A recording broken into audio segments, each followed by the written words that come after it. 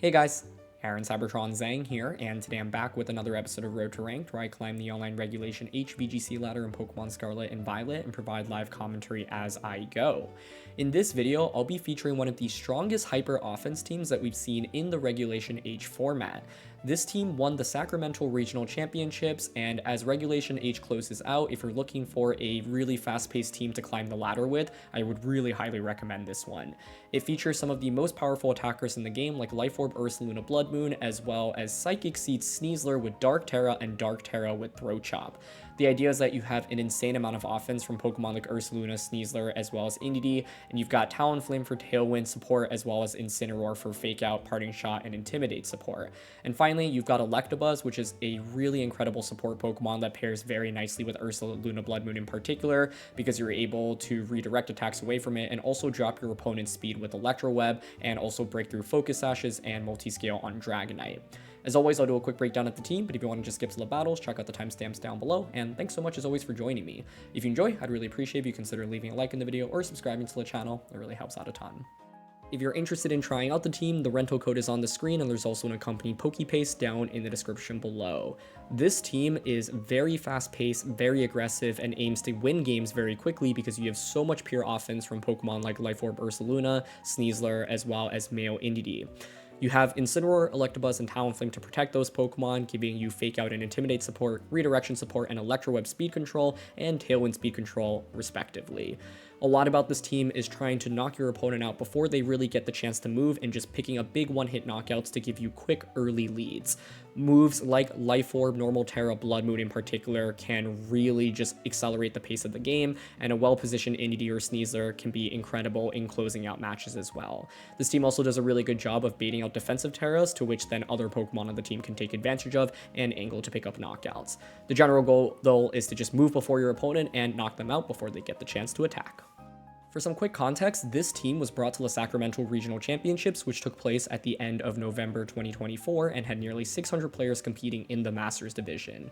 2016 Senior Division World Champion Carson Confer was able to win the entire tournament with the team, and his friend Marcus Dion, who he worked on the team with, finished in third place, with Carson actually knocking Marcus out of the tournament.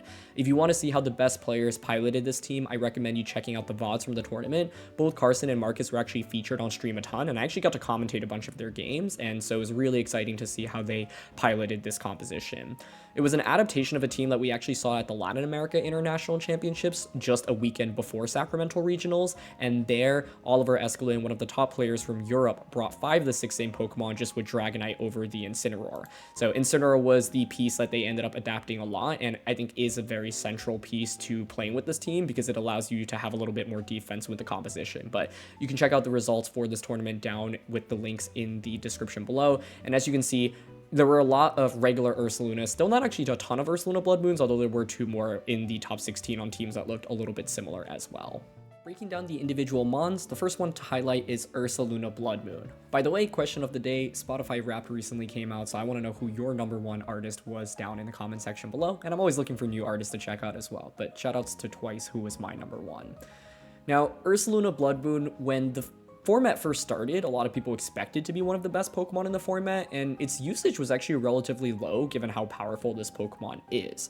We actually saw a lot of regular Ursaluna being used and doing super well in the beginning of the season, but it felt like Bloodmoon was kind of being slept on, but finally it is the era of Bloodmoon in Regulation H as we reach the end of the format.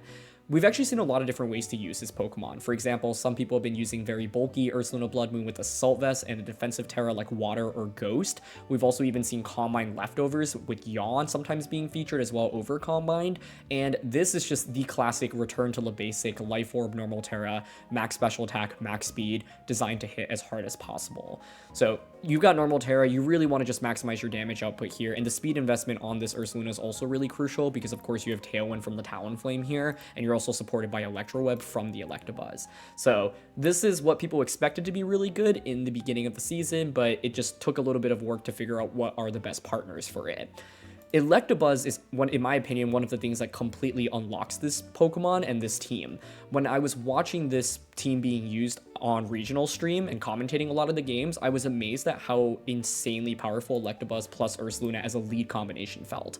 I think a lot of times when people have used Ursaluna, you know, obviously you've got Tailwind on this team as well, but Electabuzz specifically with this Electro Web is what takes this to the next level. Electro Web is such a key move because not only does it do damage, it also drops your opponent's speed. And so Ursaluna normally wants Tailwind, right? But there are a lot of Pokemon in this format that are not the fastest, and so after just a single Electro Web, even though Ursaluna Bloodmoon's base speed is only 52, after Electro Web, you will be able to outpace them, right? And so that's a huge deal because then it means that you can just outpace something like Dragonite, for example. So you can Electro Web it and then just normal Tera, Hyper Voice, or even Blood Moon it for a knockout before it even gets the chance to move. So this is, I think, really what elevated Ursaluna to the next level, and it is a fairly straightforward set as well. The key thing to note here is you were actually timid max speed. When people were using Electabuzz in the beginning of the Regulation H format, they generally invested a lot more in bulk and not as much in speed. But this Pokemon has a really good speed stat, right? It's base 105, which is actually a pretty cool speed tier. There's not that many Pokemon that are specifically 105, and so it's able to outpace your base 100s and things that are slower. And that's a really big deal. The max speed here is so valuable because there are a lot of common Pokemon that are in the 100-ish range, like Charizard or Volcarona, for example. So being able to outpace them is very nice. Dragon Tera is a nice Tera defensively just to help you survive and resist a lot of different attacks, and Taunt is so crucial on this Pokemon as well, allowing you to shut down Trick Room setups, for example. So Electabuzz plus Ursaluna Bloodmoon is one of your go-to leads with this team. You also have the Indeedee plus the Sneasler combination. This is also very straightforward: max special attack, max speed on Indeedee, max attack, max speed here on Sneasler. The key thing to note about this Indeedee is that it actually has Helping Hand. Sometimes people will use moves like Dazzling Gleam, Imprison, or Terra Blast, but Helping Hand can completely unlock this team and do even more damage. It means that you can, for example, pick up one-hit knockouts with Sneasler, right? When you're normally doing, for example, 80-ish% to something. It allows you to go for something like Helping Hand, Dark Tera, Throat Chop into Golden Go for a KO. Golden Go has been very popular in this format even more recently, and of course can wall Sneasler if you don't run a Dark type attack, and so having that Dark Tera Throat Chop with Helping Hand support just elevates things to the next level. Even though Indeedee only has one attacking move, Expanding Force when positioned correctly can just win you games. This Pokemon is fast, it is difficult to deal with, and if you're able to clear terrain from your opponent, so get rid of their Rillaboom or get rid of their one or two Dark type Pokemon, for example, you can end up in endgames where Psychic Tera Expanding Force can just pick up knockout after knockout after knockout. It is an incredibly powerful Pokemon even with just one offensive attack, and if you are able to use it correctly, it can just close out games so well for you. Sneasler here is very straightforward as well. You are adamant, max attack, max speed, and the main thing to note here is you do have that Dark Tera Throat Chop, and so of course that gives you some really nice offense into your Ghost type Pokemon that otherwise can give Sneasler a ton of trouble. Indeedee Sneasler, also one of the go-to leads with this team. To round out the team, you've got Incineroar. Incineroar is actually one of the things that you normally don't expect to see on a hyper offense team like this because it is a lot slower paced in general. And you can see this Incineroar is actually not slow paced, it's max speed. Max speed Incineroar is really nice because it just allows you to outspeed a lot of things that otherwise don't expect to get outsped by it. And of course, it means that you can really capitalize off Tailwind as well, right? If you set up Tailwind, the Incineroar is basically outpacing anything that doesn't have some speed control set up for it. You've got safety goggles here because Amoonguss can still be annoying as well as Jumpluff, and otherwise it's a very standard Incineroar set. You've also got Admin Nature with 36 attack EV, so you do a little bit more damage than sometimes people might anticipate, but Fast Incineroar is awesome. It allows you to go for a lot of different combos of moves that your opponents might not anticipate, for example, and sometimes it means you can just get a fast parting shot off before your opponent even moves when they're expecting to, for example, do a lot of damage to Incineroar. Talonflame is the final Pokemon on this team, and this is a Covert Cloak Talonflame meant to obviously set up Tailwind and enable the rest of the team, but you've also got good offense with Flare Blitz and Dual Wing Beat. Dual Wing Beat in particular with Gale Wings is a nice combination because it allows you to hit things like Whimsicott as well as Sneasler and be able to just knock them out before they're able to potentially move. Will-O-Wisp is also a really key move in order to neutralize physical attackers, and there's so many common physical attackers in the format right now, whether it be Dragonite, Rillaboom, or King Gambit, just to name a couple. Overall, though, this Talonflame is not really bulky. The idea of it is also to just allow your team to go really, really quickly and, of course, set up that Tailwind. So a Talonflame, of course, can be led with Ursaluna immediately. If your opponent doesn't have good Expanding Force answers, Talon Indeedee can be led immediately, and the idea is to set up Tailwind and just start bursting with damage right away. In terms of ways to play with the team, a lot about it is just finding how you can deal the most amount of damage to your opponent, and Sneasler and Ursaluna are going to be your primary carries, but Indeedee, like I said, when positioned correctly, can also sweep through teams.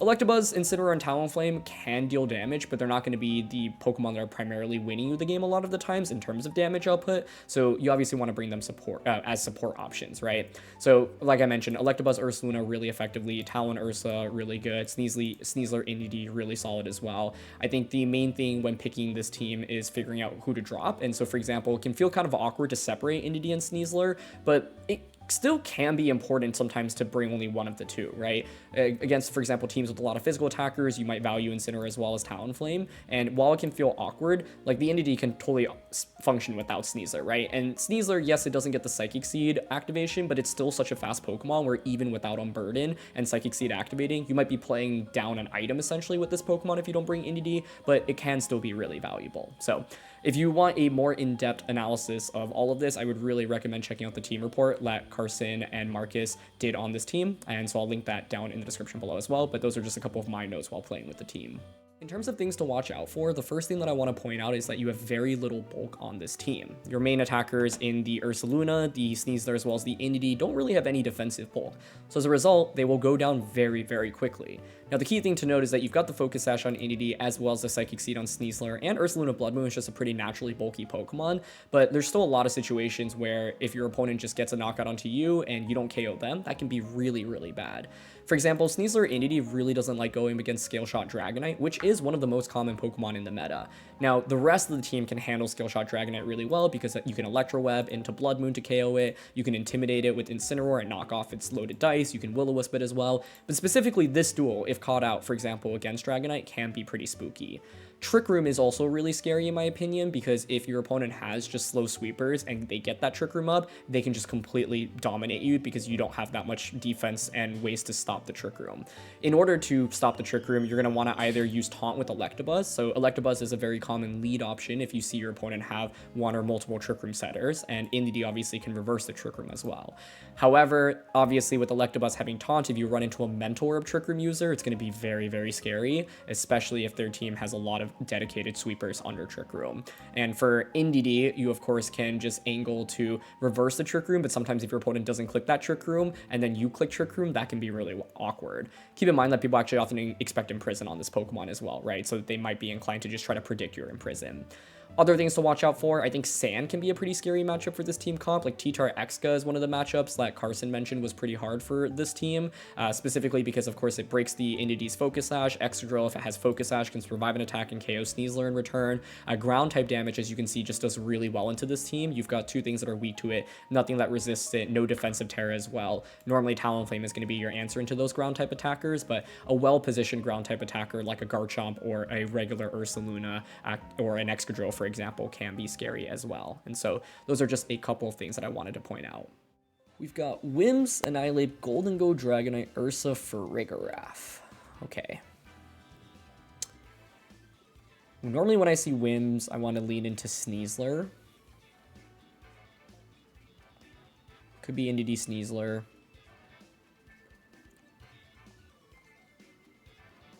Incin is not that great here, and mainly want to bring it for Dragonite. They've got their own Ursa. Indeedee Sneasler as a lead seems really effective here, so I'm down for that. And I think I want Ursa, and maybe my own Talonflame for late game Tailwind. I think Electabuzz here. I just don't love it. Mainly because they have, like, I'm also curious if it's beat up Whimsicott with Scarf Annihilate. That'd be interesting. But Sneasler Indeedee is okay against that. I actually think Electabuzz is okay. The main thing is that Electabuzz is really weak into Ursaluna. Like, the best I can do is taunt into it or hope that it Terras. So I don't really love bringing it here. I think I could have gone Talon Ursa, but it's weak to, I don't know, like Whimsicott Annihilate, for example.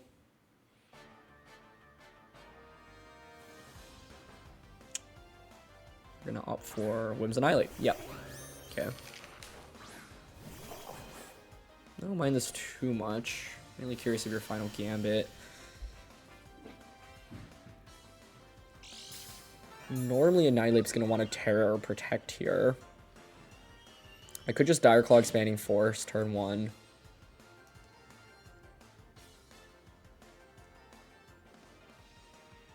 I don't mind that too much, personally.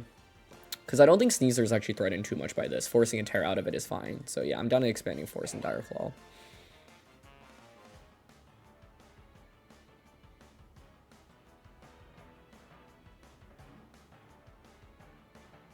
Expanding Force, Dire Claw.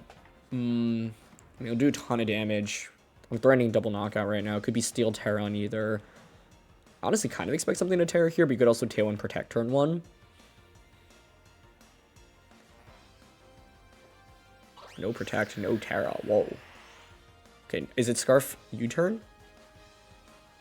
Okay, well, we get Dire Claw off. You are Sash on Whims. That's fine. What is Annihilape doing here? My guess is Choice Scarf U-turn. But no, it's just close combat. Okay. Well, I guess if there were Choice Scarf, it should outspeed the Sneasler, right? So obviously that couldn't have been the case. But I'll take that trade. The lack of Tera is really surprising to me. It's Life Orb. Okay. That makes sense. I think the logic there is they're saying, look, even if I Tera, if I'm going for close combat, my defense is dropped and I take Life Orb damage, I'm not surviving Expanding Force, which I think totally is correct. But we do go up 4-2 immediately, which is not bad. And I have Talonflame, so I can always sack Indeedee, bring out Talonflame, and then Tailwind. We ideally want to stagger our Tailwind by, I would say, even an extra turn if we can. Golden Go comes out, which I'm more than okay with, because I can just Helping Hand, Throat Chop. I mean, they're just so Sneasler weak right now, right? Could be Scarf on gold, so that's one thing we want to respect. But Scarf isn't a problem, really. I think this turn, I'm happy to just double Protect. To bait out a Tera. We'd be really happy seeing a Tera this turn, because then I can just get a knockout next turn with Helping Hand and a target onto something. This is why Sneasler is so nice into Tailwind teams, because even if they set up Tailwind, and we do get a Tera out here, which is fantastic, even if they set up Tailwind, it's okay, because you're still going to be faster unless they're Choice Scarf. It's going to be Tera on Ursa. Into Ghost. Okay, cool. So we didn't get caught off guard by that. Perfect. This means this next turn I have a pretty safe play of Helping Hand Dark Tera Throat Chop into Ursa. Ghost Tera on Ursa is like one of the few techs you can run on it to just single-handedly win you a game in best of 1 play. Because imagine if I just launch close combat into that slot, right? Power Gem as well. Okay, if you're running Power Gem, normally that employs Choice and Hyper Voice. Perfect. So now I can just go Helping Hand, Dark Tera, Throat Chop, Ursa. Yeah. Helping Hand, Dark Tera, Throat Chop into you. Cool. I think this should get the KO, but let's see. And with the special defense boost, I don't really have to care about Golden Go's damage output into us. Helping Hand specifically, such a nice move in this position.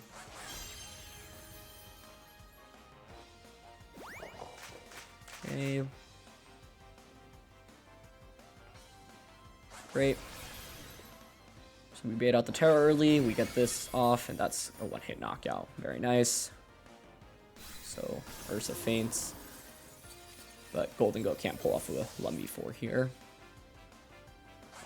And it's just Power Gem again. Yeah, my guess is it's Specs Power Gem. They're trying to fish for a Talonflame switch in. But the beauty of this game is I didn't have to care about their Tailwind. My Sneasler was still faster than their team. And Indeedee with Focus Sash means they can soak up and hit and also retaliate back, right? And so I think my opponent was just in a tough spot right from turn 1. And I think part of it is they may have been anticipating Ursaluna lead. Like Talonflame Ursaluna I was talking about coming into this game. If I bring that, I'm actually really weak to Whimsicott Annihilape because you set up Tailwind and then the Annihilape is just super, super scary. But since their team looked like it indexed really heavily on Tailwind specifically, Sneasler is perfect for it because with that Unburden, you just outpace them pretty much any, like unless they have Choice Scarf somewhere, right? And so the Sneasler being able to just threaten with so many one-hit knockouts in this game was incredible. And my opponent's team was very offensive, not very defensive, and so Sneasler with the Unburden was able to just outpace them and threaten one-hit knockouts, especially with that Helping Hand support from Indeedee. We've got Mouseape, Grim, Sinistra, Ensign, Ninetales. This looks really tough. Screen support is hard to deny. It's very much focused on protecting Annihilate. Fire Tera Ape I think is decently likely. We do have Will-O-Wisp. I do have Taunt on Electabuzz. I might just go Electabuzz Ursa.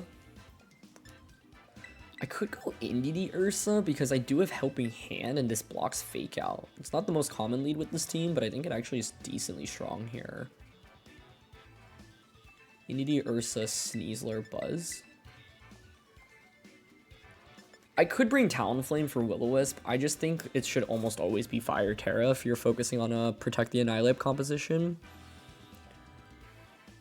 If it were open team sheet and I knew they weren't Fire Tera, I'd definitely be taking Talonflame just to try to position it for a Will-O-Wisp, but it's not the case here. They have 2 dark types in Grim and Ensign, but Helping Hand Bloodmoon can demolish both of those. The goal ideally will be to save Indeedee to deal with Annihilate. And then just expanding and force it. But I think Annihilate can be a fairly tricky Pokemon to fight against here. We also have to respect the damage coming out from Alola Ninetales into... Like, Ninetales into our lead is actually quite powerful. If you were to just lead Ninetales Grim, I think that's very strong. I think Grim is, I generally find to be a little bit annoying because, like, a lot of what this team wants to do is pick up one-hit knockouts before you get the chance to move, but when you set up screens from Grimmsnarl, you deny a lot of those. It's going to be Instant Grim, though. Yeah, this is what the lead I was talking about. So, Indeedee's strength here is being able to Helping Hand and blow something up. Okay. What do I want to do? Got Sneasler Buzz in the back. You're going to light screen here for sure.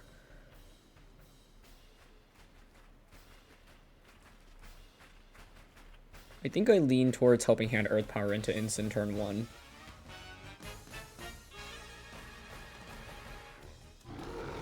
It's a question of how fast their Instant is. Do you outpace me? Getting rid of that would be great because then it clears the way for Sneasler a bit more. Okay. Helping Hand is not very common on Indeedee, so I'm hoping to catch my opponent off guard with this. There's the light screen as expected. Not much we can do about that. Nice. I do outpace Instant. One-hit KO. Good. Okay. Annihilate probably comes out now, and my guess is Sinistra is their last one.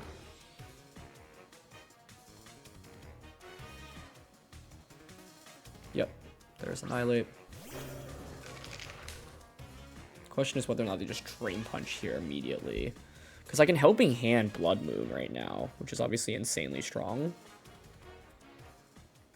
But I'm worried that Ursula just gets targeted down and KO'd. Terrain does block you from going for a Thunder Wave, even if I were to Tera.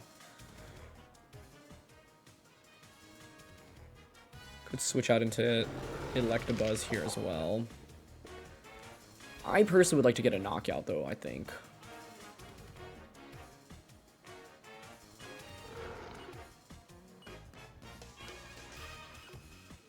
Okay. I'm gonna go Helping Hand Bloodmoon on a Grim. They switch Grim out, okay? Into Mousehold? I think so. Tera, makes sense. They want Friend Guard and Light Screen up, which totally checks out. Tera Fire. Yep, this is why I didn't bring Talonflame.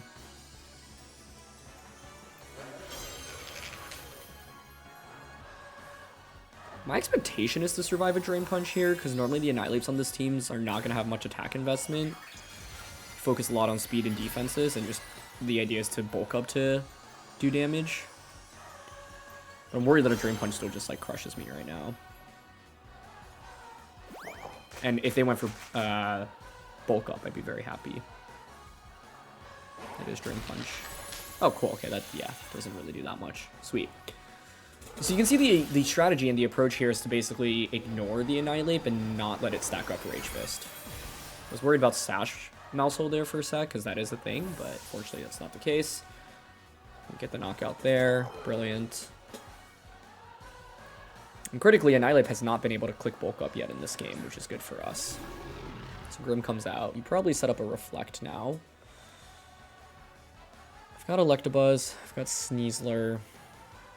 Even with the 4-2 lead, like, this is still far from over. I think Annihilate is just kind of a tricky Pokemon to fight against, but Earth Power is obviously pretty well positioned into this. I don't necessarily want to click Expanding Force. I think one play I can make is just Protect and Trick Room right now.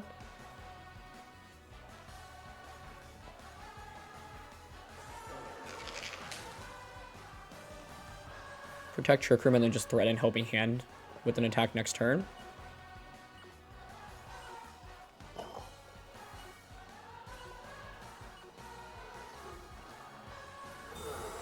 Okay. Yeah, they set up Reflect, which isn't really surprising. Good read. Drain Punch on the Indeedee. Could have taken a risk here and just like try to go for the win, but didn't think that was worth it. Indeedee reverses the dimensions. 2 turns of terrain.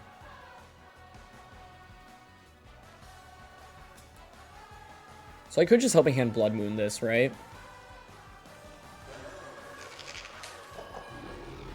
I think this might protect as Grimmsnarl tries to get damage, though.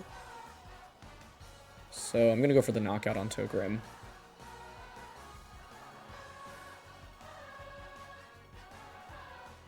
So you have Electabuzz and Sneasler in the endgame, neither of which are really the most powerful in dealing with the Annihilate. I also don't know what attack the Grimmsnarl has. Could be Spirit Break, Foul Play. But here's Helping Hand. Nice. Okay, that's huge. We have to play so perfectly to try to win this, though. Oh, and it's just Fake Out. Okay, they don't have offense on Grim. That's nice. I feel like if you don't have offense on Grim, though, then you should just be attacking with the Annihilate, honestly, because stalling out a turn of Trick Room doesn't really help very much. But yeah, the Helping Hand elevates this matchup so much, because without Helping Hand, I don't think I would have picked up a single knockout, in which I did in this game, through screens. And now I can just Earth Power Helping Hand.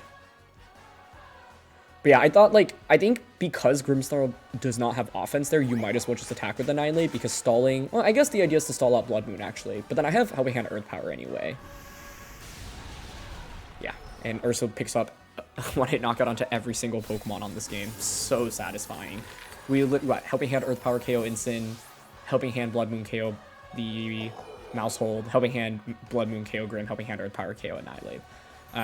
What I was thinking is, look, you know, even if Annihilate attacks here, I get down at least to a 4v1 once I knock out the Grim. Annihilate, I think, is likely to protect there, and if we call it correctly, we just win the game on the spot. Even if not, I still have 3 Pokemon to work with. The problem is, Bloodmoon is, like, by far my strongest answer into the Annihilate, so if they, you know, just Drain Punch Bloodmoon again that turn, then things can get a little bit dicey for us. And, you know, they did make a nice Reflect Drain Punch play onto the Indeedee, but Trick Room and using Trick Room to allow Ursaluna to sweep was really nice in this one.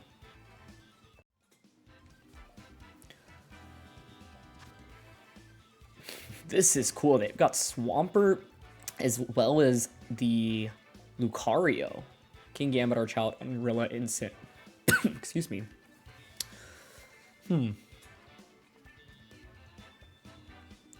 So if I were them and I see Indeedee, I want Incineroar and Gambit.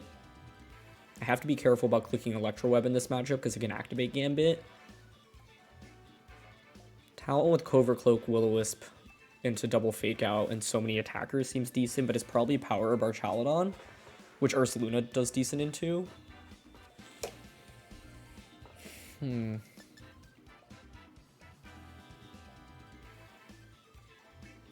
thinking Talon Ursa in this one. Indeedee Sneasler. I don't know if Indeedee is actually the best call here.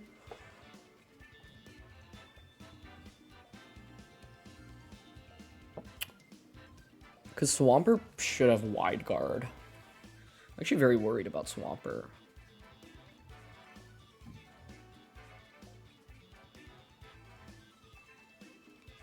I think it's probably still worth bringing, though. Helping Hand is a big deal here.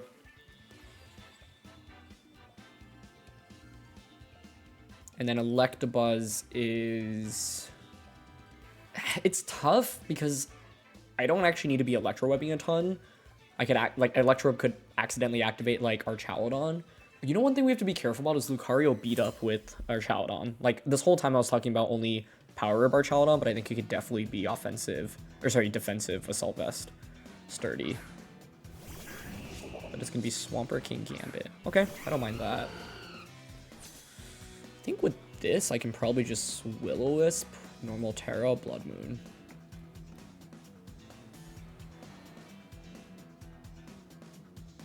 What's the worst case here? Dark Tera, Sucker Punch into Ursa, we just take a ton of damage. So I could have gone Protect Will-O-Wisp, but then it risks King Gambit's Swords Dancing. Gambit might also be worried about eating up Earth Power right now. But I do think Dark Tera Sucker Punch actually isn't a bad play just to get the trade-in damage immediately.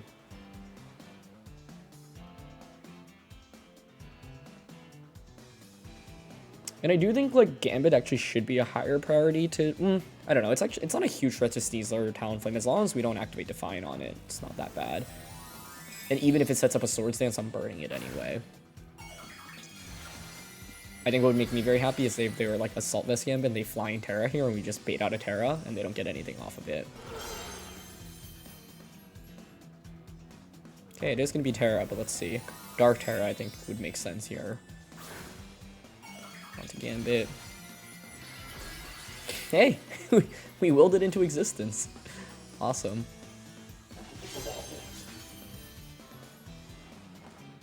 Nice. We don't miss Will-O-Wisp either. That's huge. Their team just has so many physical attackers that I thought Talonflame was so good in this one. Nice. We don't even need Talon, as you can see. Ursaluna just being fast is so nice. Normal Tera, Life Orb, Bloodmoon. Swampert impressively survives that. That is not very cool. It's gonna be Liquidation. That probably KOs me. Wow. Okay, so I don't get my Tailwind set up, which is a little bit spooky. But it's just a Kowtow here, which is fine. Can you survive that without an Assault Vest like that? Because that was really impressive. My guess is that Gambit has the AV. I'm gonna bring out Sneasler here. Probably have Wide Guard. I don't know my Swampert calcs. Like, if this is Assault Vested, then I could just Hyper Voice and Dire Claw.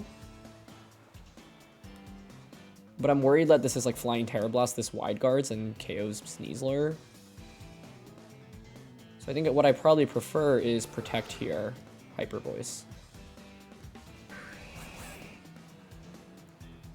Yeah.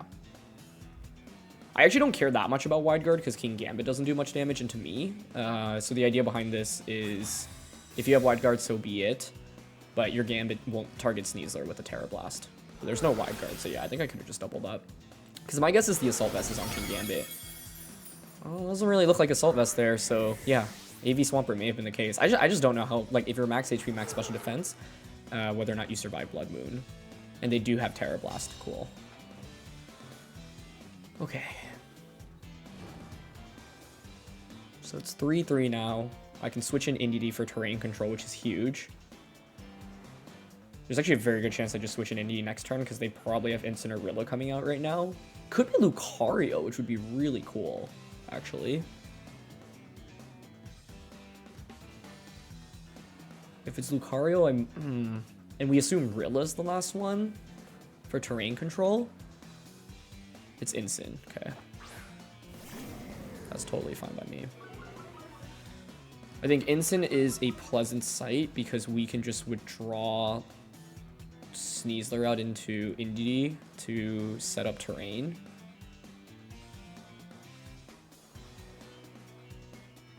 I could Bloodmoon or Earth Power into Instant. My preference is Bloodmoon in case this switches out into Rillaboom. Yeah. I think King Gambit just being burnt right now makes it not a very big threat to us. But the other option I thought about was just Dire Claw and Hyper Voice this turn. Get the knockout on a Gambit, win the terrain war. But this allows us to block Fake Out. Perfect. I could have targeted King Gambit, but I thought there was a chance it might switch out. And yeah, they go for double priority here, so the Indeedee switch-in is perfect. Awesome.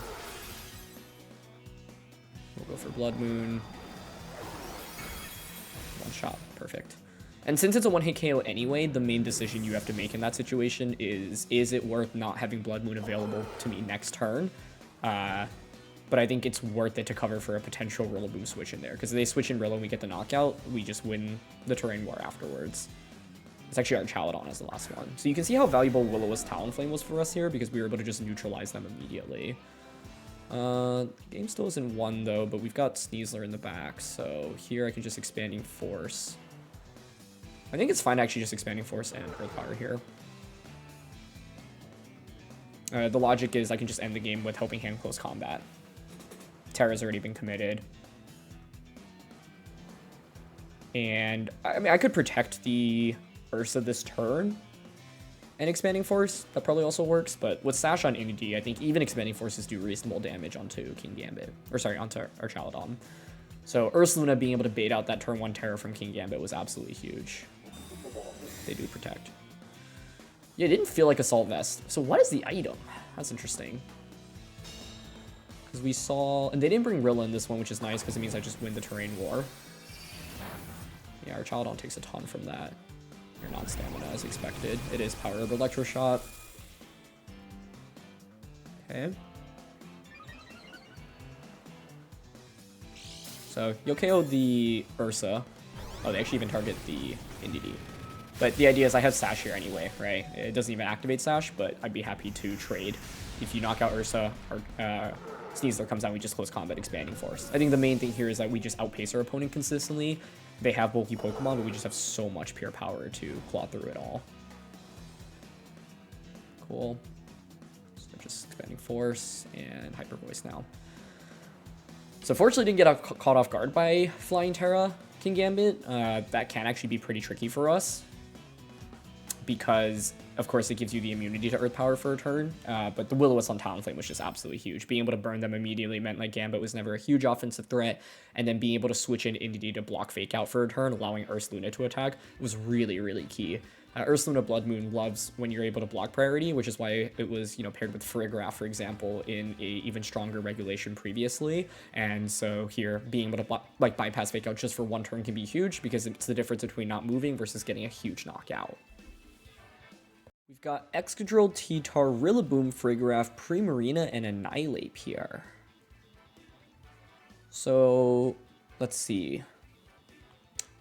Farigiraf is scary. I think Trick Room in general is scary, so I kind of want Electabuzz to stop it. It also could be Indeedee Sneasler, Helping Hand Dark Tera Throat Chop into it. But Electabuzz is Taunt, which is crucial. T-Tar Exca is actually considered a very bad matchup for us, and so it'll be interesting to try to figure it out how to work around it. Exca is a total nightmare.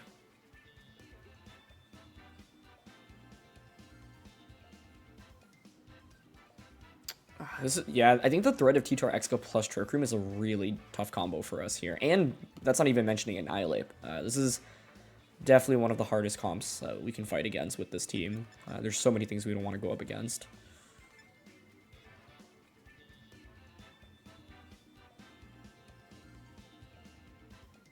Okay,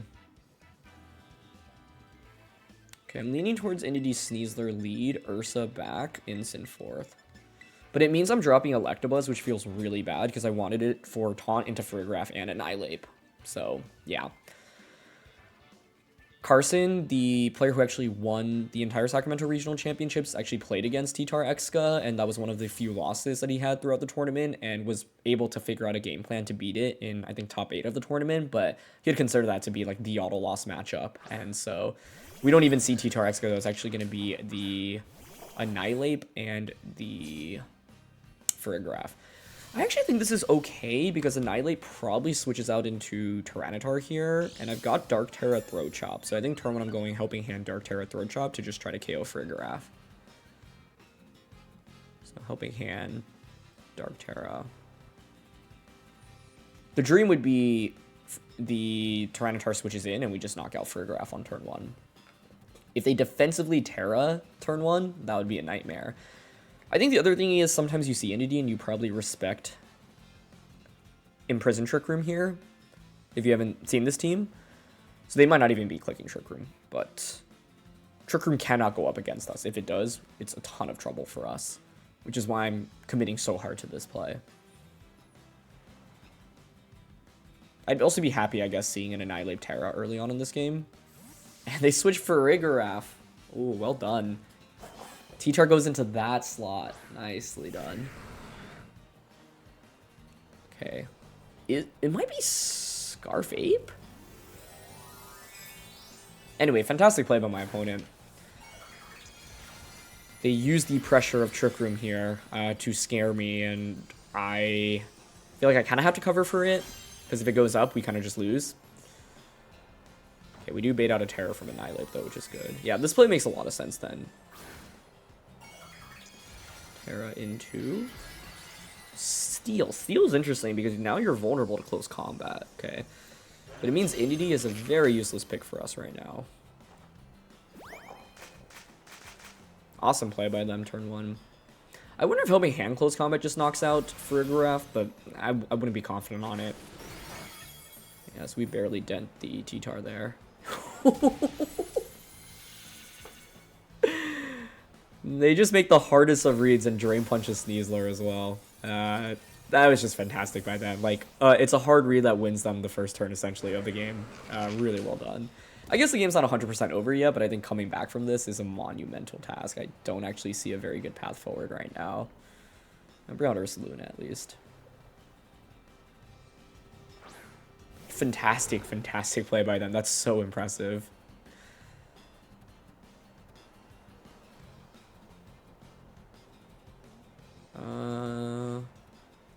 Can't even switch an Instant here. I think I'm just going to protect Indeedee. Earth Power to try to KO the Annihilate. But the problem is, like, you can just double up onto the Ursa slot right now. Yeah. That was such an insane play by them on turn 1. That's so impressive. The double up, too. Really, really well done. Earth Power comes out. It does get the one-hit knockout, okay.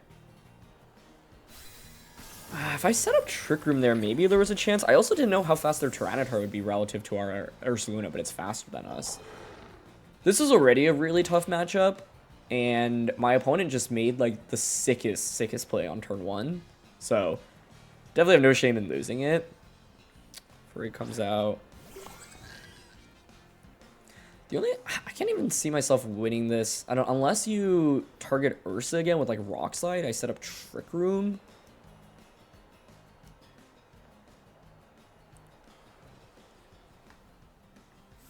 But even then, like, if it's Assault Vest T-Tar, how much speed does the T-Tar have? I'm really curious about its speed investment. I'm assuming it's Assault Vest still, but I'm not 100% sure. Yeah, Hyper Voice, and just knock off. They play this game literally perfectly. Like, really well done. Even if I set up Trick Room on turn 2 with Indeedee, I think the game was just lost on turn 1, because Sneasler is such an important Pokemon into my opponent's team, right? Against a Steel Tera King Gambit, I can one-shot everything, right? Helping Hand, Throat Chop into Farigiraf, Close Combat into the Tyranitar. Honestly, I wasn't even confident Drain Punch would be KOing Dark Tera Sneasler, but it was enough to get the knockout, so they should take a bow, because that was, yeah, just one of the most impressive turn 1s I've seen in a while. And it's a hard commitment, but it's a play that makes a lot of sense, because if you've seen this team, you probably know about Dark Tera Throat Chop, and it makes so much sense to just snipe off Farigiraf on turn 1, because the threat of Trick Room is just too real otherwise. And so, yeah, like, just phenomenally done. Ooh, we've got Dozo here. Okay, I don't love our Dozo matchup, honestly. They've got Archaudon, Garchomp, Glamora, Talonflame. I think Dozo is tricky because we have so many ground weaks, so Earthquake in general is just very powerful. I can burn it. I have Incineroar. Another question is what they lead. Could be Talon Dozo. Glimmora is really annoying. They don't have a way to stop expanding force, so I think Incin... Could be Indeedee, Incin, Talon, Ursa.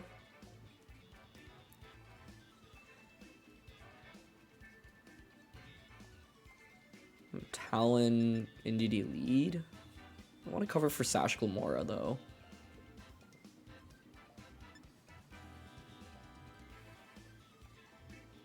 I don't think Incin should be brought out until Dozo hits the field. I think Glimmora is probably led, though. If I were them, I'd go Glimmora, Talonflame. Glimmora, Dozo. Okay, I might go Indeedee Ursa, then. Incin, Talonflame. Maybe Sneasler was right to bring here. It does outpace Dozo, which is a good enough argument for it. I don't know who to drop, though. Because I want Ursaluna for burst damage. Like, with normal Tera, we can survive a wave crash, especially with Intimidate and or Will-O-Wisp, and then be able to normal Tera Bloodmoon, which does a lot. Glim or Chaladon, okay.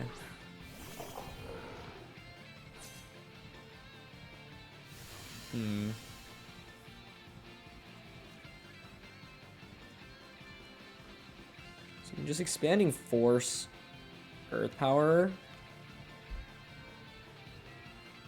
I think I'm okay with that. They might Tera defensively here because we're just staring with so much offense, but no Tera in either. Interesting, okay. It is Sash on Glim. Looks like non-assault vest or Chaladon, which makes sense. Yeah, Electro Shot. Okay. I think Buzz Ursa could have worked for Electro Web plus Earth Power against this combo. I'm gonna target Indeedee, makes sense. Mortal Spin, yeah. Can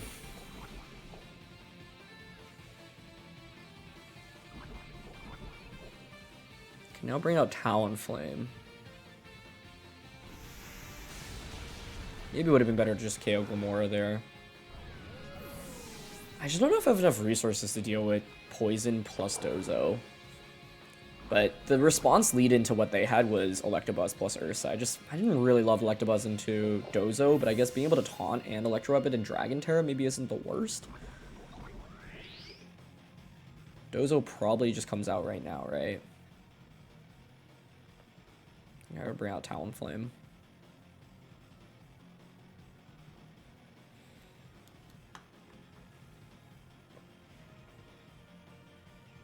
It's tough because, yeah, I'd, like, want Indeedee and Ursaluna for damage. I think, like, if I'm bringing Sneasler, I'm probably using as a Hail Mary to just get a Dire Claw status condition into Dozo. And, like, Electabuzz just isn't that great into Dozo, right? You can use it for Electro Web to drop speeds. Is that Tatsu? Oh, interesting. Okay, I don't mind seeing that. We know that you can't be Focus Sashed. Probably Scarf then, right?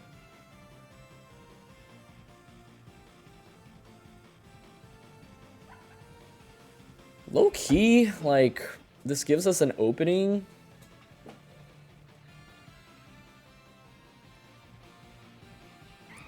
I can't do a Wing Beat right now since terrain is up.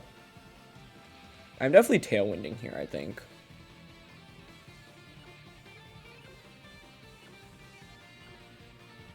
Tailwind, normal Tera. I might actually just Blood Moon Tatsu here. They stay in. Okay, so now the question is it protecting? Because if we actually knock out Tatsu and I don't have to deal with Dozo, that's huge.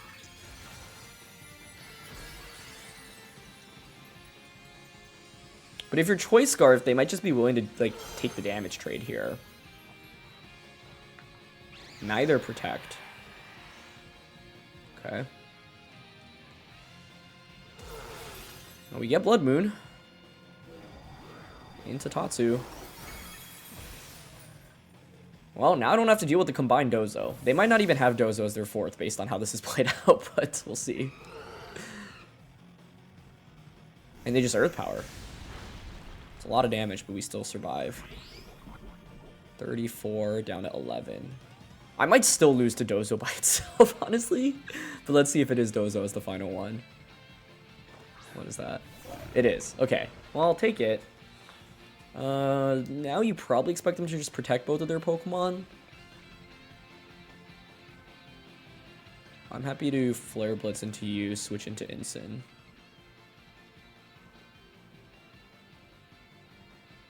KO the Glamora, get it Intimidate onto Dondozo, and then now burn the Dondozo. They were probably thinking that the switch in to Dondozo was so obvious, and they figured they could just go for damage with Tatsugiri. Okay, they do Spiky here. Does Dozo protect as well? Yeah, that's fine. Double protect to stall out the poison on Ursaluna makes sense. So we Flare Blitz into the Spiky Shield, but that's fine. 2 turns of Psychic Terrain left. I can go for Flare Blitz into you now. And I don't think my Ursa's ever getting an attack off anyway, meaning I need Talonflame and Incin to finish off this game, but I think that's okay. So Flare Blitz and Parting Shot into you.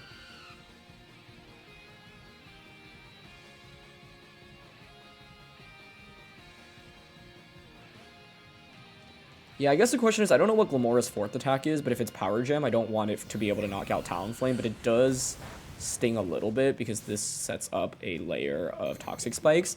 So earlier in this game, I actually think it may have been smarter to have given up my Ursaluna, because now I have to actually accept the poison on Incineroar, which is less than ideal. Could have just gone Knock Off this turn instead, get rid of your leftovers immediately. This is going to be an interesting finish to the game. Bring out Ursa, but Ursa's obviously going to faint now. Yeah, I think it would have been smarter to just have sacrificed Ursaluna earlier. They Liquidation, okay. Huh. Liquidation over Wave Crash is interesting. Don't obviously want to take Recoil. Okay, Dozo's damage output is just going to be severely reduced now, right? You're already at -3 attack. And I can burn you. The downside, no, is that I do get poisoned right now. And I'm like, maybe could have tried to get around this. I just was really worried about Power Gem. But yeah, you don't really do any damage to me. So now I can start disrupting you with Will-O-Wisp and Knock Off. I'm sure they just protect this turn, but they don't protect. Okay. I think they should always be protecting here just to get an extra turn of the toxic damage onto Incin. It's actually really good damage from Knockoff too. Yeah, and your leftovers. Okay, Liquidation, -3 and burn means you barely do anything. Sweet. Cool. This was, yeah, the end game I was playing towards. Okay. Like, I can see why my opponent didn't want to combine into Dondozo immediately, because then you have to deal with Ursaluna, normal Tera Bloodmoon, as well as Will-O-Wisp pressure from Talonflame, but I kind of took a gamble, and it actually paid off there, which was awesome. Like, I just had a feeling they might not have covered for it, and knowing that they weren't Focus Sash on the Tatsugiri meant that I could make the play with more confidence as well. So, I'm happy to just knock off Dual Wing Beat. No leftovers means that you don't actually do, like, you don't recover at this point, and the burn damage stacks up, and so Dozo is actually probably just going to faint next turn. Yeah. Which makes me feel a little bit better about the way I played this. It's like the toxic damage on Incin is not really actually that significant, because it would have taken multiple more turns for it to actually be to the point where it would get knocked out. But yeah, we find a way to win miraculously in this one. And I think, you know, if the Tatsugiri survives that turn, if I go, like, don't get the knockout onto it and it gets a Muddy Water off, Muddy Water Earth Power is just a double knockout and you win the game on the spot from my opponent's angle, right? So I can definitely see the play that they were going for. Like, I think the only thing that punishes them as heavily as it does is Tailwind plus normal Tera Bloodmoon. But, you know, I figured, like, our Dozo matchup is pretty tough anyway, so I need to make a big play at some point in the game, and I found the opportunity and it actually ended up working out okay. So that definitely feels good, but scary matchup for sure. And all of the Pokemon were really important in this matchup. I think, yeah, Electabuzz over Indeedee is maybe the consideration I would think about, or the adjustment I would think about if I were to play this again. But I don't know.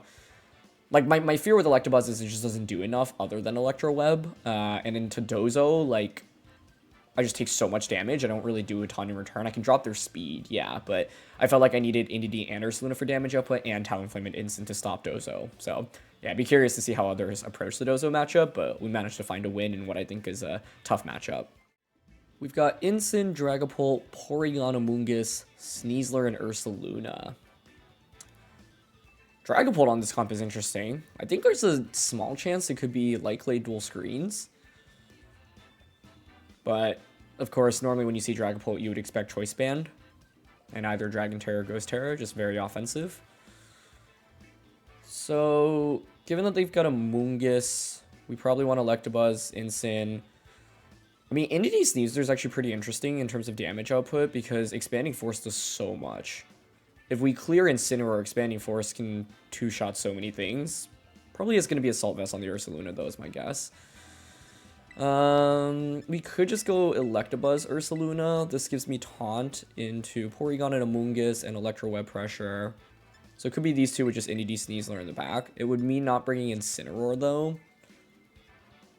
Vincent's not bad here. Gives me Knockoff, Fake Out Pressure, and it gives me Goggles for Amoonguss. I don't think I need Sneasler. The main value of Sneasler would be close combats. So I could drop it for Incineroar here, actually. Okay, I think I like that. This makes me pretty vulnerable to their Ursaluna Bloodmoon, though, right? Like, my Electabuzz is not going to do anything into it. Instant's Intimidate isn't that valuable into it. My Bloodmoon does decent damage, but if they are the Assault Vest set, I think it would have made a lot of sense to bring Sneasler, especially because we could consider terroring it defensively to take an Earth Power. So let's see what they opt for. Instant Sneasler, okay? I don't mind this too much. I think turn 1 I could just double protect into turn 2 Electro Web or Follow Me. I also don't necessarily have to protect the Ursaluna here. Or the Electabuzz. I mean, like, if I were them, I would probably just instant Fake Out Electabuzz close combat into Ursaluna. I could also switch in Indeedee to block a Fake Out. I can switch in Instant. I think Indeedee's Focus Sash is really important, and I think our priority should be to knock out Incineroar. Because if Instant gets KO'd, it opens the door for Indeedee to just sweep. So I think the play I actually like the most is Electabuzz out into Instant and protect turn 1. This way I have Fake Out Earth Power Pressure turn 2. The only thing this is really at risk at is them just going straight for close combat turn 1 onto the Electabuzz slot, which I think would be kind of surprising to see. And even if they go for that, we should survive thanks to Intimidate, unless they're White Herb. So, Ursaluna protects. Cool. Sneasler actually was the one opting for Fake Out there. Might be Knockoff into my instant slot. Nope, double up onto Ursa. Alright. That works great. Okay. Good turn for us. Fake Out here would break Sash. I can see Sneasler switching out. I'm still vulnerable to close combat plus knockoff this turn.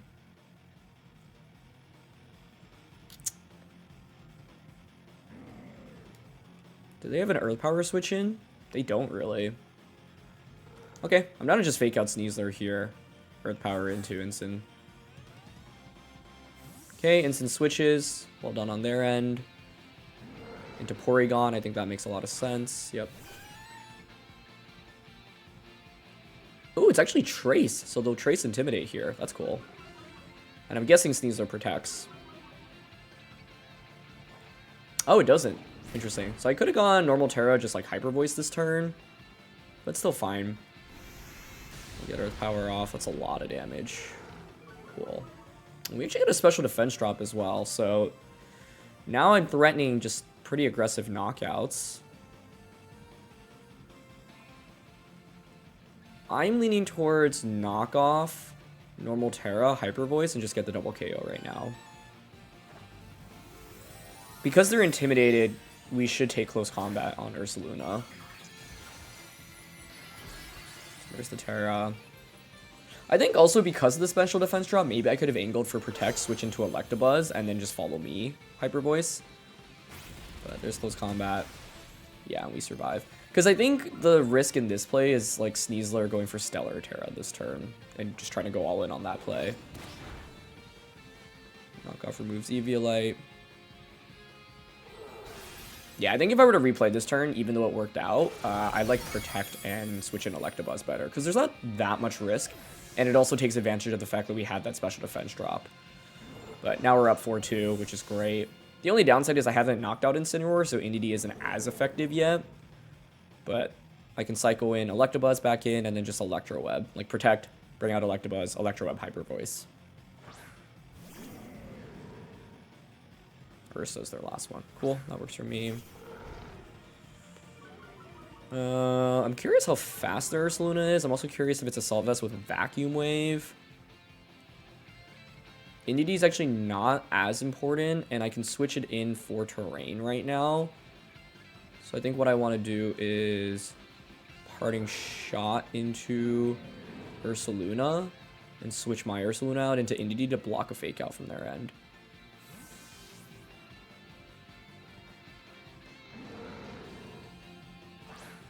Okay.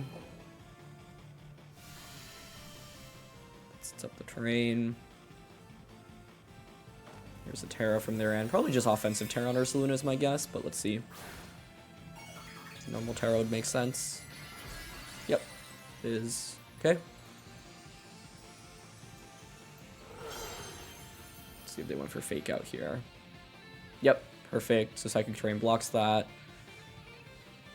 We Parting Shot out now. And this is perfect. With them normal tearing, it means Electabuzz can just Electro Web and drop both of my opponent's speed, guaranteeing our Ursaluna to outpace them. And now they're not doing as much damage. We should survive any combo of attacks here. It could be Earth Power onto the Electabuzz slot, but at -1, I'm not even sure if it KOs. Okay, they just go for Hyper Voice. That's fine. Yeah, we don't even take half there. Wow. And there's just no Life Orb there, so I think it could be Assault Vested.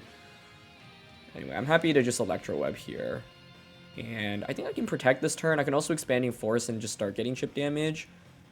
But I think Protect is fine because getting the speed control means that if Electabuzz faints, Ursa comes back out, and I have Helping Hand on the Indeedee to blow a slot up. Cool, we don't miss. Perfect. I'm gonna go for Bloodmoon, even better, into us. Nice. And I'm probably Knockoff into Electabuzz. Doubled up onto the Indeedee. Cool. So use the pressure of Indeedee to really scare our opponent off. Great. So now my Ursaluna should be able to just demolish with a Bloodmoon. I think here I can go for Follow Me. Although they'll probably Earth Power and Knockoff now is my guess. I could switch into my Incineroar, but I think having this for a Flare Blitz in this endgame is actually pretty valuable. Yeah, I'm actually down to just Electro Web here and Expanding Force and just burst Ursaluna with some damage. Cool. I think that's Assault Vest. I'm just trying to figure out what other item it could be, and it's taking these Electro Webs pretty well. Here's Expanding Force. I'm actually not 100% sure it's Assault Vest based on that damage output. Earth Power does not get the knockout thanks to that Parting Shot, and they're going to knock off to get rid of Indeedee. Cool. Great, this gives us the free switch in that we were looking for. Back out into Ursaluna. And now I can just use it to KO either slot. Instant normally shouldn't have Protect, and I think a Flare Blitz should KO this. They can't Tera, so I think... Like, the main debate here is, like, Ursaluna could Protect, and then Instant could get a knockout. I guess we can Follow Me, actually, to get around that. Follow Me, normal Tera Hyper Voice is fine, I think.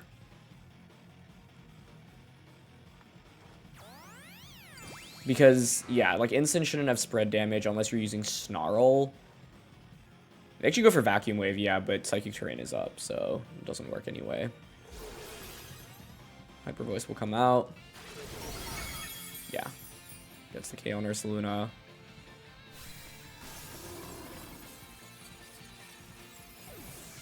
I think maybe would have been more effective to go for a knockout, like a guaranteed KO there, because, like, based on the expanding force damage, I'm pretty sure the Hyper Voice would have KO'd, but Bloodmoon would, you know, allow us to get that KO more confidently. Because like, the scary scenarios where they don't go for that Vacuum Wave and they Hyper Voice and I lose both Mons, but I think my instance still wins the endgame, to be honest, anyway. Because even if your Ursaluna survives, like, both your Pokemon are so low, your instance slower than mine, and at -1, you don't have recovery either, so, yeah. Just knock off an Earth Power here. Given that they were Vacuum Wave, like, I don't know. I think it's actually a pretty high chance it's Assault Vest, but maybe not a ton of bulk. I'd be curious on the EV spread that they were running on Ursaluna. We've got Rain here. Looks really standard, but there is a Gengar on the composition, rather than normally, for example, you'll see Golden Go in that slot as the Ghost type. So against Rain, we've got Indeedee plus Sneasler. Talon helps set up Tailwind, but Ursa does so much damage. And Electabuzz is Dragon Tera, which is valuable. I think I don't mind an Indeedee Sneasler lead, personally, with Electabuzz, Ursa in the back. I don't love Talon, because even if I set up Tailwind, Swift Swim, Basculegion, if they are that instead of Adaptability, will just be able to outpace, like the Ursaluna, for example. And then Sneasler, Indeedee, Sneasler just outpaces even with Swift Swim, right? Ensign, like, yeah, has Goggles, yeah, has Intimidate, but it's not really, I think, that strong of a pick here. Or at least not good enough to justify dropping anything else. Ursa is really powerful, but it needs the proper protection, and having Electabuzz next to it is very key for it. So let's see what they bring out. The ideal would be, I don't know, they lead Basculegion, we double protect turn 1, bait out a Tera, and then we blow something up afterwards. I could also protect Expanding Force turn 1. Gengar Bask, okay. Makes me wonder if it's Scarf Guard then, if they're going for this. Sorry, it's Scarf Bask.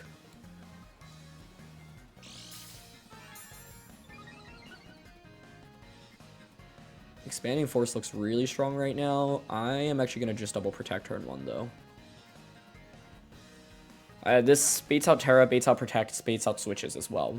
The main thing is because I actually think we have a pretty good offensive spot right now, I could have just played really aggressively, like turn 1 Dark Tera, Throat Chop, Bask, and Expanding Force, but that does switch out, I would guess, into our Chaladon. No, into Pelly, okay.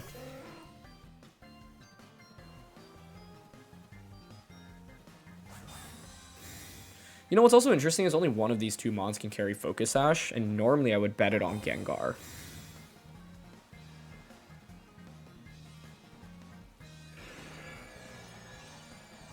Well, that's a cool play. They Trick Room on us. Okay. I don't even mind that much, because I think Ursaluna under Trick Room now is really powerful. So, okay. I'm happy to Expanding Force here. Switch in Electabuzz. Now my question is whether or not you have Wide Guard. I also could have reversed Trick Room here, but I think I don't mind utilizing their Trick Room. I just have to be aware of the fact it might not be Swift Swim. It's gonna be Muddy Water here. It's really strong. What? Curse Gengar. That's cool. Okay. Cursed Body activates here as well. That's wild. I could have reversed Trick Room here. I don't know. Maybe that was the play. To me, I was just like, you've set up Trick Room so Ursaluna can thrive under it, but... Chaladon comes out. Okay. I can protect Indeedee, sack Electabuzz to get Ursaluna in for free. They're just gonna Muddy Water again, right?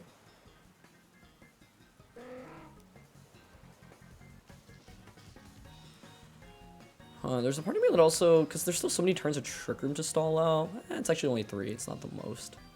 But like, I kind of want Electabuzz for redirection support for Ursaluna.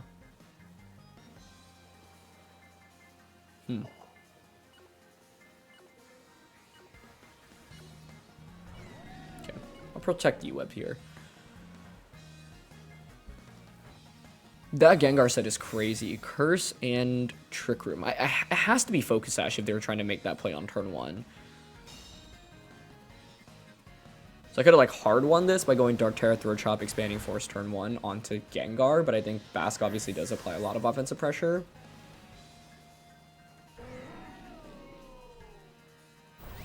I think this is probably the most interesting turn of the game because I bring out Ursaluna and I have Helping Hand pressure, so I can go Helping Hand Earth Power or Helping Hand normal Tera Bloodmoon.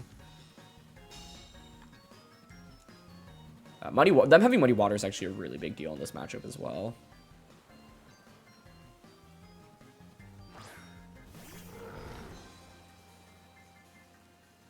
Two turns of Rain. 2 turns of Trick Room. Definitely clicking Helping Hand here. It's just a debate of... I'm definitely tearing here as well to survive Muddy Water. It's a debate of Blood Moon or Earth Power here. I think because they might not expect Helping Hand, I'm just going to Earth Power. Okay, we Tera first.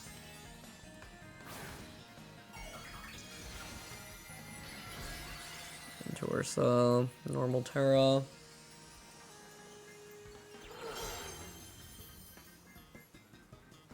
Nice, they don't Tera. But they could still outpace me under Trick Room, which would be bad.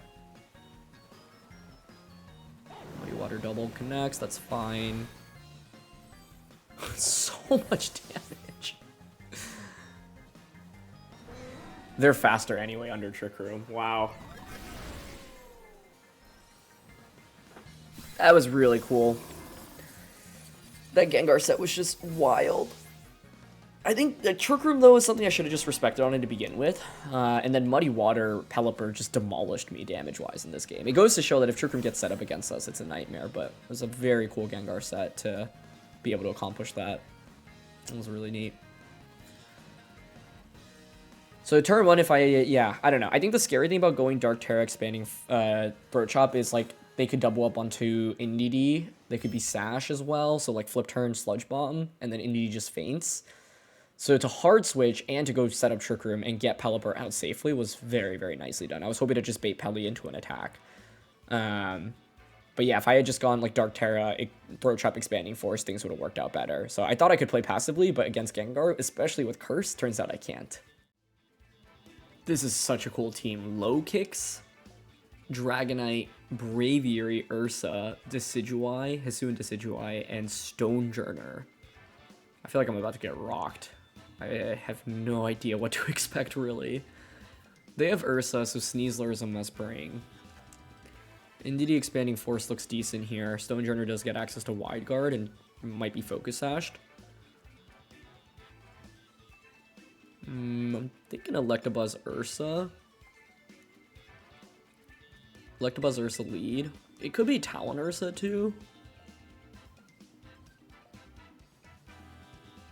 I don't hate that. But Electabuzz supports Ursa quite nicely here. And I don't need Tailwind really for the most of this team. So, okay, let's try this. They just have so many cool Pokemon. I really can't wait to see what they do. I think Stonejourner, very underplayed. Last time I really remember seeing it was back in Sword and Shield. Of course, really incredible ability. I think Low Kicks is the main Pokemon I'm worried about. I don't want to sleep on it. It's Braviary Decidueye is the lead. Okay.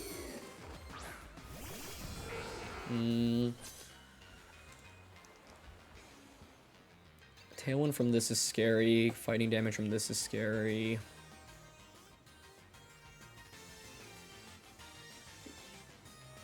I don't care that much for a Tailwind here. Turn 1. Scarf Decidueye is a thing. If I Electro Web, I can also activate Defiant. So I'm leaning towards just going for Follow Me. Normal Tera Hyper Voice. I don't know. I thought about Electro Web Bloodmoon, saying I don't care if I activate Defiant if I just KO you afterwards. But I think I really need to respect Decidueye's fighting type damage, and I also want to respect it being Choice Scarfed. Here's follow me. Okay, it is triple arrows coming out. 79 damage, and it is Tailwind. Decidueye is faster than Braviary, which is good to confirm. We get Hyper Voice off. Crits the Braviary and actually just gets a one-hit knockout there. Okay. I assume it wouldn't have killed without the crit. I also assume the Braviary doesn't really have bulk. And to be honest, I actually wouldn't have minded it staying in, because this does grant my opponent a free switch in now. It is going to be the low kicks. Okay. You've got first impression right now. But I have Indeedee.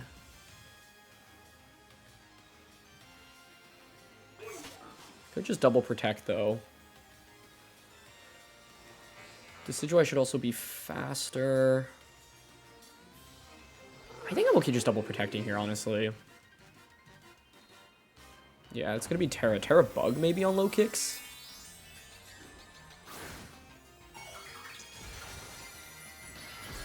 Very cool. It indeed is Tera Bug, okay?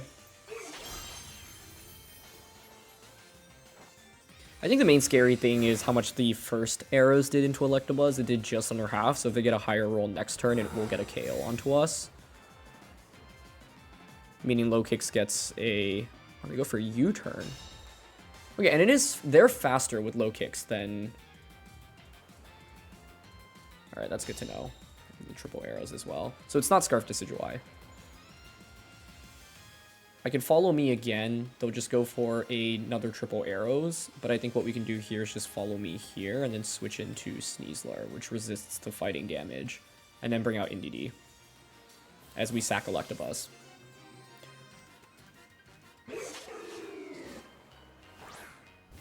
Okay. Follow me.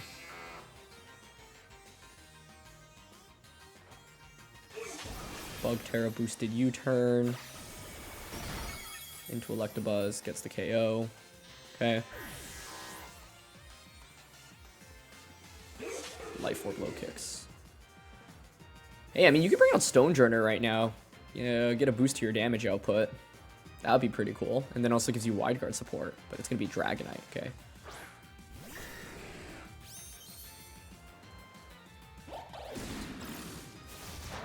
It's a lot of damage still. They get a crit on us, that's okay. Defense drop, not the most ideal, but I do get Indeedee in for free.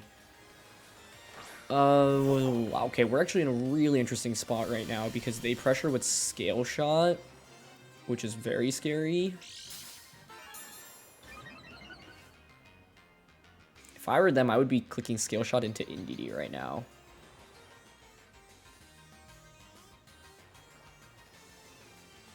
Scale Shot into Indeedee.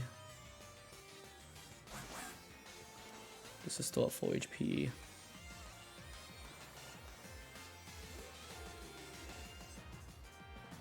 Like, I want to protect here and go for the knockout onto Decidueye, because this is the big threat to our Ursaluna. They protect. Good protect. Okay.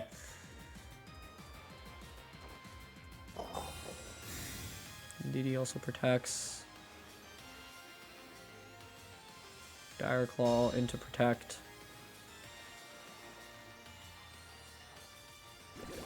It's Ice Spinner. I think that crit may have hurt because I'm not sure Ice Spinner would KO me otherwise. But if you're Ice Spinner, you're probably not Scale Shot then, which is interesting. It also could be Inner Focus rather than Multi-Scale. I almost want a Trick Room right now. Trick Room Protect. I've got Expanding Force, which I could just Expanding Force you, Bloodmoon you, right?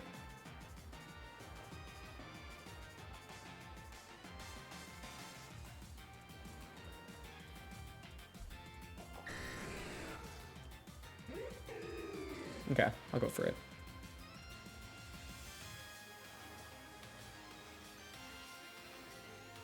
I was thinking about Trick Rooming last turn, and if I Trick Room, then we would have gotten Ursa out under Trick Room, which would have been phenomenal. It could still be Skill Shot, just with Ice Spinner as well. But we'll get the Expanding Force to KO Decidueye. Okay. Let's see what Dragonite goes for. Ice Spinner into Indeedee, so no Skill Shot.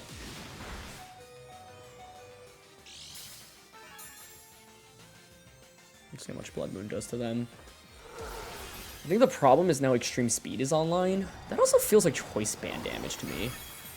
And we do get a one-hit knockout. So yeah, I think it might be banned Inner Focus. Which is like kind of the standard Dragonite set from way back. Alright, Low Kicks comes out.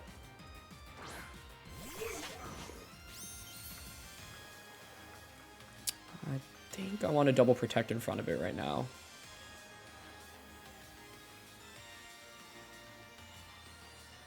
Double protect and then expanding Bloodmoon. I have literally no experience fighting against this Pokemon, so first time really encountering it. We saw Life Orb U-turns, where no, it's not Choice Scarf. You probably have first impression as well, I would guess. And even though terrain isn't up, Expanding Force still does a lot. Like, I would guess it's a 2-hit KO. Yep, there's the first impression into Ursa. Cool.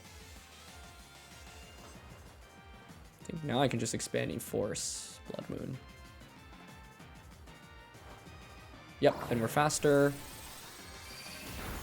That does so much. They're gonna go Terabug U-turn here. Does this Chaos? No, it doesn't. Okay.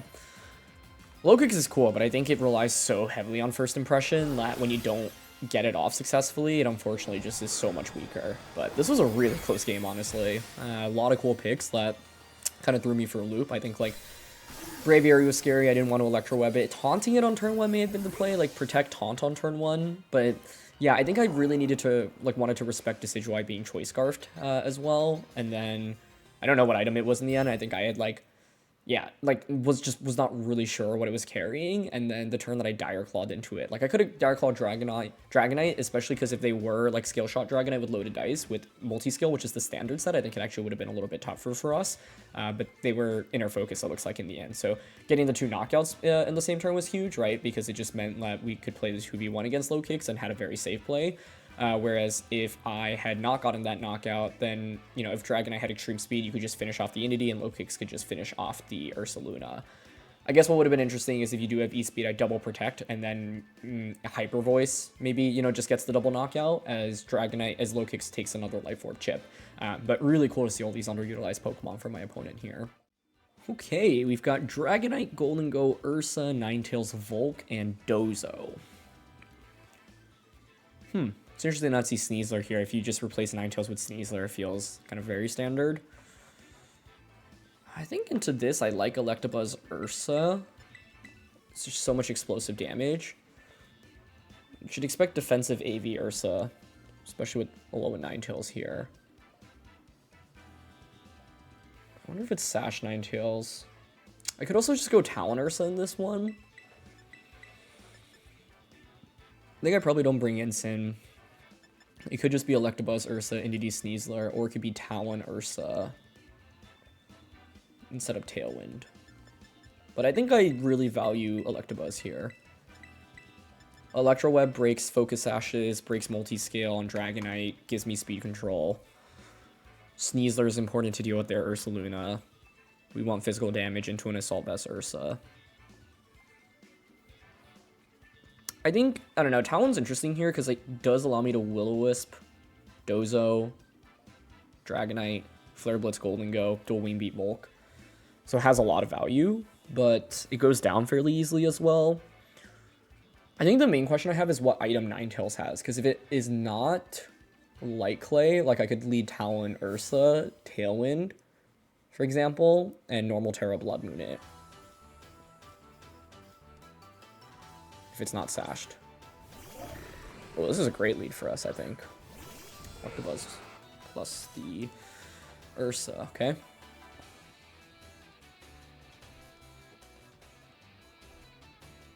It's pretty free to... I think if I'm my opponent, I'm protecting Dragonite, yawning into Dondozo, into Ursa. But I think Electro Web Protect is generally pretty safe. The risk of this is Dozo hard switches into Ursa, Dragonite Tailwinds turn 1. That would be an incredible play. Honestly, I could really see them going for it, but nice.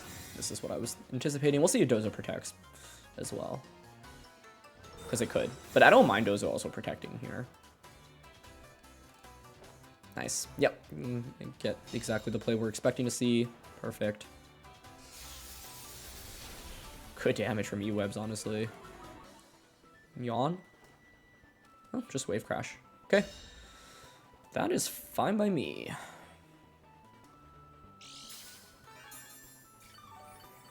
Now we can go for another Electro Web. Tera Bloodmoon. I could go for Hyper Voice as well. I just like don't want it to be bulky Dragonite and for it to hang on and get an attack off. I'd rather just get a guaranteed knockout onto that slot. What can they switch in that can take this? They can switch in their own Ursaluna. I also don't want Dragonite Tailwinding, and so, yeah, like, I think this play either gets a knockout on a Dragonite as long as we don't miss Electro Web, or if they switch in, whatever's coming in is at least taking 50% of their health, with most things actually getting knocked out by this combo. Dozo is scary, but, like, Wave Crash into me when I Tera isn't that threatening. Unless you're Steel Tera here. It might be if you're Terraing. Oh, nice. Okay. That is the one Tera that really will help save them here. It's very common for Dragonites to be Fairy Tera these days in the meta, specifically so that you just hard win against other Dragonites. But Steel is also really nice, because it still gives you resistance to Skill Shot and allows you to resist things like Make It Rain. So this could have been me blowing up the Dondozo, but since Dragonite had protected, I thought this was relatively safe. The only thing that, unfortunately, can save them here is the Steel Tera, but I still don't think we're in the worst shape. Look how much that still does. Oh my goodness. The problem is I might be eating up a Scale Shot right now. Yeah, like, I might actually lose Ursaluna, which feels really bad, especially with the crit. Okay.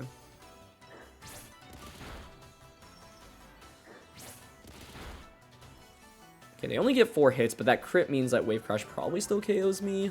Let's see. Do they get the knockout? Ah. Wonder we would have survived, but yeah, great Tera by them. Okay. So no Tera left on my end, but I still have a lot of offense with our remaining Pokemon, which is good. Free switching into Sneasler or Indeedee. I think we probably go into Indeedee.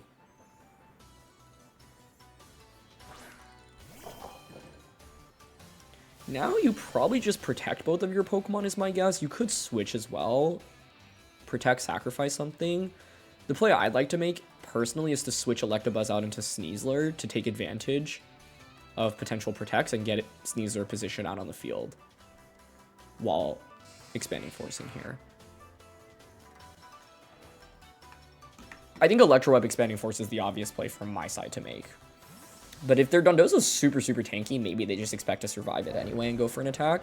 But I like the idea of positioning Sneasler out before anything else from their end hits the field, so that I just threaten with a ton of damage.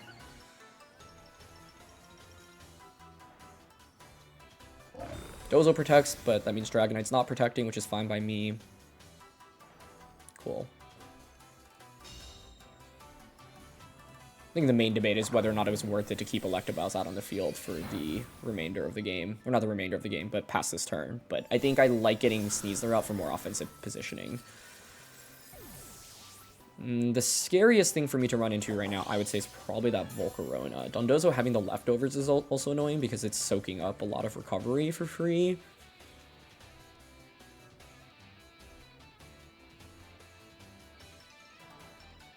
But I don't regret my Blood Moon play. It is going to be Golden Go coming out. So I've got Throat Chop, which is a big deal. And the special defense boost here.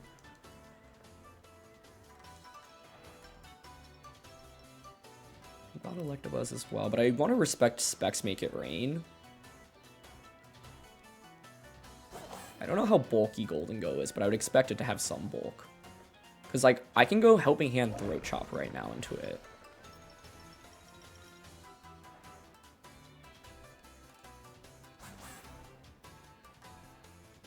But they might be EV to survive, even.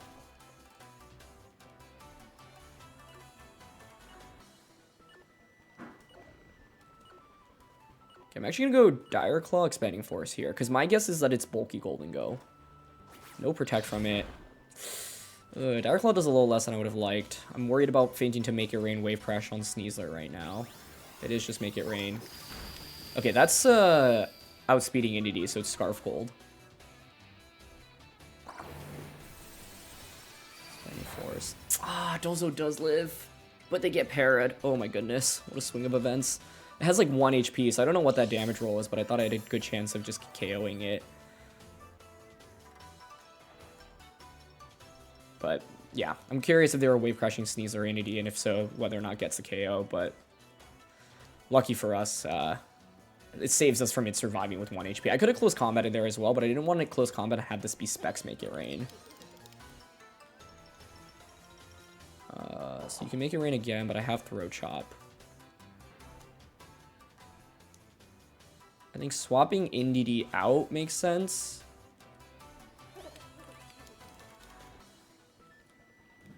If I were them, I would Make It Rain and Wave Crash, or I would protect Dozo.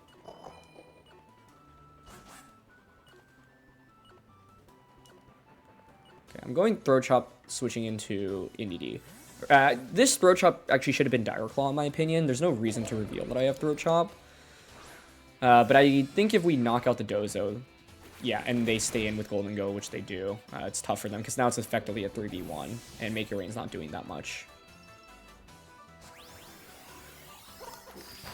Okay. But yeah, I think what made this game tricky is not knowing what kind of sets my opponent had, what Golden Go set you are, what Tera you had on Dragonite. The last one's Ursaluna, which is good for us to see, because obviously we can just close combat that. It's probably Assault Vested. And I should survive and Make It Rain from this as well. So I think here I'm happy to just go close combat. How many turns of terrain do we have left? 2? 2 turns of terrain. This could be EV to survive close combat. In fact, I would actually expect it to be EV to survive. With 2 turns of terrain, I actually think the play I like here most is Protect and Electro Web. The logic behind this is then I drop Golden Go speed. Okay, cool. We made out of Protect. That's good. So you're probably not bulky then. And we know Golden Go is Choice Scarfed here. So Make It Rain comes out. Yeah, it does 16 damage to Electabuzz. Cool. And the Electro Web now drops your speed as well. Terrain ends after this turn, so then Indeedee gets to come back out and set up terrain again. Even if you get a double protect, it's still fine. Might not even be EV to survive this, so close combat, Electro Web.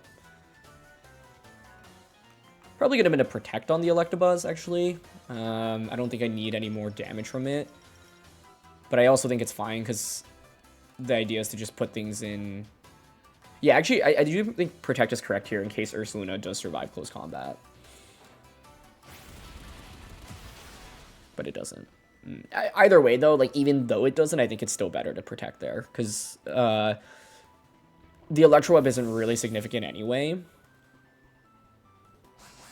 It would be, like, I think it's worth going for specifically if we think, you know, if it actually would be able to do damage into Ursaluna here. But Make It Rain comes out again. And Sneasler even ends up surviving on 1. But even without it, the Electabuzz just beats Golden Go 1-on-1, which is why it's worth protecting Buzz there. But yeah, the logic was even if it survives with the Sliver, the endgame then becomes Indeedee into Golden Go plus Ursaluna, with this being at -4 special attack, right? But Make It Rain might still have KO'd me, so I think I could have been a little bit more careful with Electabuzz specifically, because you can EV Ursaluna to survive close combat, and that's not a crazy benchmark. Once I saw Protect, though, I figured they were not Assault Vest, and I figured if you're not Assault Vest, you're probably not super bulky, but given that they had a Alola Ninetales on their team, it could be like a crazy Calm Mind leftover set, right? So I think protecting Electabuzz is just objectively safer, because then it means that you have another Pokemon on the field next to Indeedee, so then Golden Go does more spread damage, right? And then it's like -4 Make It Rain with spread into Indeedee probably doesn't KO, and then Expanding Force just knocks out Ursa if you survive with a Sliver, and then Electabuzz finishes off Gold. Anyway, that's going to be it for this one. So thank you so much as always for tuning in. A huge thank you to Carson and Marcus for sharing their version of this team. And thank you to O for building the initial version, which was featured at LAIC. I'll catch you all soon. All right. Peace.